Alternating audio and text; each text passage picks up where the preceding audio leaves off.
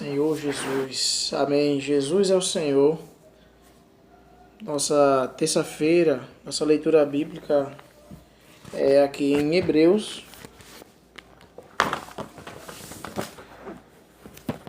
Hebreus capítulo 1, versículo do 1 ao 4, diz assim: havendo Deus outrora falado muitas vezes e de muitas maneiras aos pais pelos profetas, nesses últimos dias nos falou pelo Filho, a quem constituiu herdeiro de todas as coisas, pelo qual também fez o universo.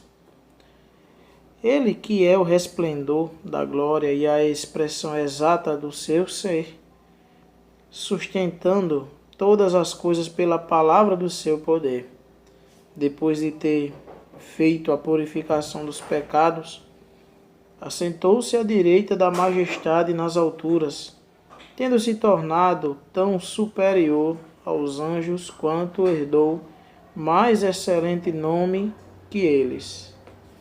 Amém. Capítulo 4, versículo 14 ao 16.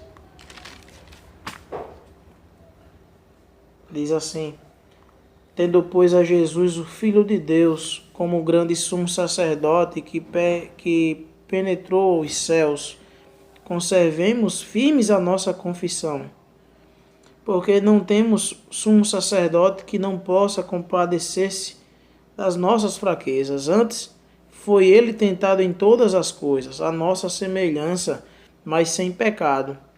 Acheguemo-nos, portanto, confiadamente junto ao trono da graça, a fim de recebermos misericórdia e acharmos graça para socorro em ocasião oportuna. Amém. Ainda em Hebreus, irmãos, capítulo 5, versículo 1 ao 3. Diz assim: porque todo sumo sacerdote, sendo tomado dentre os homens, é constituído nas coisas concernentes a Deus, a favor dos homens, para oferecer tanto dons como sacrifício pelos pecados, e é capaz de condoer-se dos ignorantes e dos que erram, pois também ele mesmo está rodeado de fraquezas. E por essa razão devo oferecer sacrifícios pelos pecados, tanto do povo como de si mesmo. Amém. Nosso lei com oração ainda é em Hebreus 2:17, que diz: convinha que em todas as coisas se tornasse semelhante aos irmãos, para ser misericordioso e fiel como sumo sacerdote nas coisas conferentes a Deus, e para fazer propiciação pelos pecados do povo. Amém. Jesus como nosso sumo sacerdote. Para compreendermos a importância de Jesus como nosso sumo sacerdote, precisamos primeiramente saber quais são suas características e funções. Leiamos: porque todo sumo sacerdote, sendo tomado dentre os homens, é constituído nas coisas concernentes a Deus, a favor dos homens, para oferecer tanto dons como sacrifício pelos pecados. A primeira característica de um sumo sacerdote é o fato de ele ser constituído a favor dos homens para ajudá-lo em seu relacionamento com Deus. Ele oferece dons e sacrifícios pelos pecados de todos os homens, visto que são pecadores. Assim também o Senhor Jesus oferece sacrifícios por nós, para que sejamos aceitos por Deus e tenhamos comunhão com Ele. A segunda característica é capaz de condoer-se dos ignorantes e dos que erram, pois também ele mesmo está rodeado de fraquezas. Um sumo sacerdote precisa ser capaz de condoer-se de quem é ignorante, de quem erra. Por isso você não precisa ter medo de se achegar até Deus por por se julgar um ignorante, uma pessoa que sempre erra nas coisas concernentes a Deus. Não se preocupe, porque você tem um sumo sacerdote que pode ajudá-lo nessas situações. Um sumo sacerdote da ordem de Arão, por ser alguém rodeado de fraquezas, deve oferecer sacrifícios tanto pelos seus pecados quanto pelos pecados do povo. Assim também a liderança das igrejas deve reconhecer suas próprias fraquezas e condoer-se dos irmãos. Nos momentos em que estiverem passando por dificuldades, ao cuidarmos dos jovens, devemos comportar-nos da mesma forma. Reconheçamos que um dia já fomos como eles e possivelmente já passamos pelos mesmos conflitos e cometemos as mesmas falhas. Sigamos o exemplo deixado por Jesus. O Senhor conhece nossas fraquezas, por isso, mesmo diante de nossas falhas, tem sido um misericordioso e fiel sumo sacerdote, que insiste em nos conduzir a Deus. Ele não abre mão de mim nem de você, por isso não vamos abrir mão dos irmãos. O Senhor Jesus, o Filho de Deus, se tornou o grande sumo sacerdote que penetrou os céus. Tendo, pois, a Jesus, o Filho de Deus, como o grande sumo sacerdote que penetrou os céus, conservemos firmes a nossa confissão, porque não temos sumo sacerdote que não possa compadecer-se das nossas fraquezas. Foi ele tentado em todas as coisas, a nossa semelhança, mas sem pecado. Esse é o diferencial.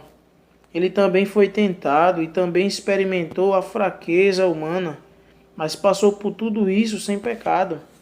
Por isso a palavra nos encoraja. Acheguemo-nos, portanto, confiadamente junto ao trono da graça, a fim de recebermos misericórdia e acharmos graça para socorro em ocasião oportuna. Temos tal sumo sacerdote que nos pode ajudar a qualquer hora e em qualquer situação. Creia, confie. Agora podemos começar a compreender quem é o Filho de Deus.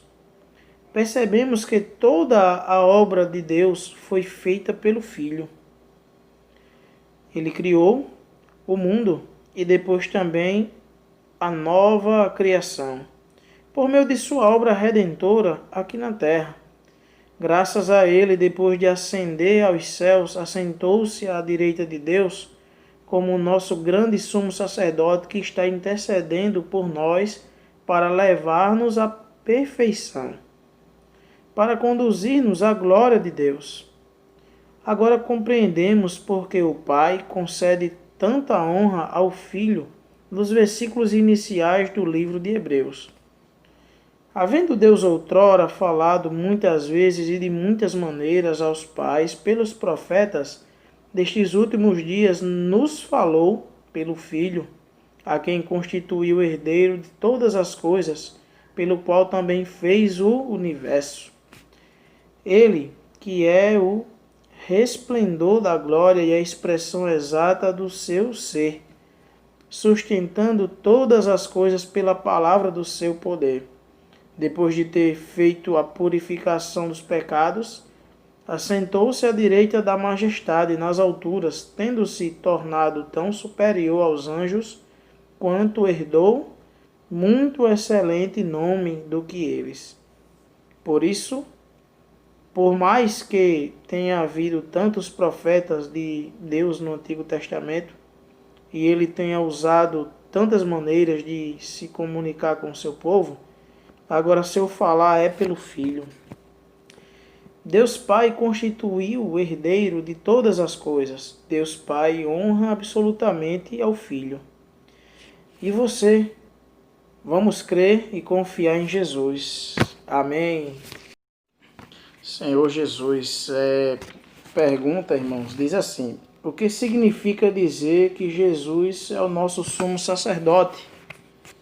Ó Senhor Jesus, amém. Irmãos, temos temos alguém que pode nos ajudar, né? Nos socorrer a qualquer hora. Senhor Jesus, o sumo sacerdote da ordem de Arão, naquele tempo, precisava condoer-se das pessoas, né? Oferecer sacrifício pelas pessoas e até por ele mesmo. Sendo ele pecador, sendo ele cheio de fraquezas também. Certo? Mas Jesus, irmãos, Jesus, ele se tornou nosso sumo sacerdote e também pode se compadecer de nós, né? E se compadece de nós. O Senhor, ele não pecou. Não foi uma questão desse tipo de experiência para poder se compadecer de nós. Não é isso. Mas o Senhor foi tentado. O Senhor foi tentado em todas as coisas, né? Como a gente já viu na palavra. Inclusive, tem um trecho também de Hebreus, que não foi lido por nós agora, mas que diz assim, ó.